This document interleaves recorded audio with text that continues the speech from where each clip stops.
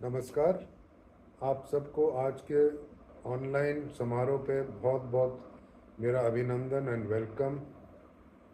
मैं कीन था कि मैं आपसे 5-7 मिनट बात करूं आपको एक्सप्लेन करने के लिए कि यदि मेरे जैसा एक इंसान जिसको दिलचस्पी तो बहुत थी संस्कृत पढ़ने की, ग्रंथ पढ़ने की, हमारे पुराने शास्त्र पढ़ने की, पर नॉलेज ज़ीरो थी बिल्कुल, अगर मैं ये सीख सकता था तो आप लोग बेहद आसानी से सीख सकोगे। करीब 15 साल पहले मेरा मदन मोहन तिवारी जी के साथ संपर्क हुआ, कंप्लीटली कोइंसिडेंटल। मैं 50 साल का था, इंडस्ट्रियलिस्ट था बहुत साल से, उससे पहले बैंकर था। ज़िंदगी के जितने पहलू होते हैं आदमी तब तक कर लेता है, हार्ड वर्क, पैसा कमाना, वैसी चीज़ें, पर दिल में एक एम्प्टीनेस था। और वो एम्प्टीनेस था कि हमने अंग्रेज़ी ट्रांसलेशन में तो ये सब ग्रंथ पढ़े हुए हैं, पर क्या अलग है जब आप संस्कृत में पढ़ो इन सब को। मैंने मदन मोहन तिवारी जी को कहा कि देखिए, मैं खुल के आपसे बात कर रहा हूँ, मुझे आता कुछ नहीं है, आप ही ने मेरा अध्यापक बनना है, मेरा गुरु बनना है, मेरा गाइड बनना है। तो हमने शुरू की, पहले हमने संस्कृत पढ़नी शुरू की। हफ्ते में हम लोग 5 बार मिलते थे। बहुत पेशेंटली मदन मोहन जी मेरे को सिखाते थे। डर डर के मैंने इनको 6 महीने के बाद कहा कि सर अब तुलसी रामायण से शुरू करते हैं। हमने पूरी तुलसी रामायण पढ़ी। बात बात पे रोना आता था जब जैसे सुंदरकांड में जैसे वर्णन किया जाता है, बहुत सुंदर था। शंकराचार्य पढ़ने का जी था। शंकराचार्य बहुत कठिन टॉपिक है पढ़ने के लिए। हमने उठा के 5-6 शंकराचार्य की सबसे टॉप उनकी जो पुस्तकें थी उनको उठाया। उनके कई गाने जो थे उन्होंने, जैसे भवानी अष्टकम, कभी भूलेगा नहीं मुझे, न मंत्रम नो यंत्रम तदपि च न जाने स्तुति महो, न चावानम ध्यानम तदपि च न जाने स्तुति कथा, न जाने मुद्रास्ते तदपि च न जाने विलपनम, परम जाने माता त्वदनु शरणम क्लेश हरणम।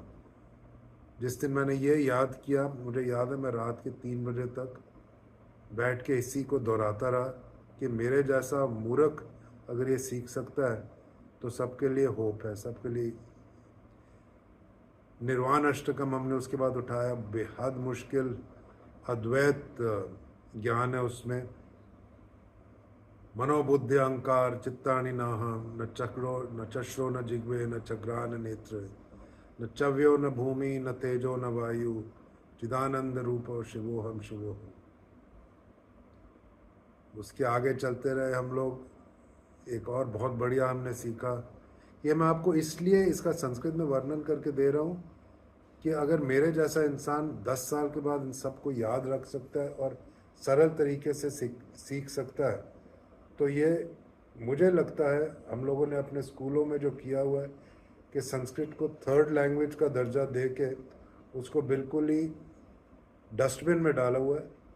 मदन मोहन तिवारी जी जैसे 1 लाख और हों तो हिंदू सभ्यता, इंडियन प्राचीन सभ्यता कहाँ से कहाँ पहुँच जाएगी। एक और बहुत प्यारा वाला मुझे याद आता है, न तातो न माता न बंधु न दाता, न पुत्रो न पुत्री न भृत्यु न भ्राता, न जाया न विद्या न वृत्ति ममेव, गतिस्त्वम त्वमेका भवानी।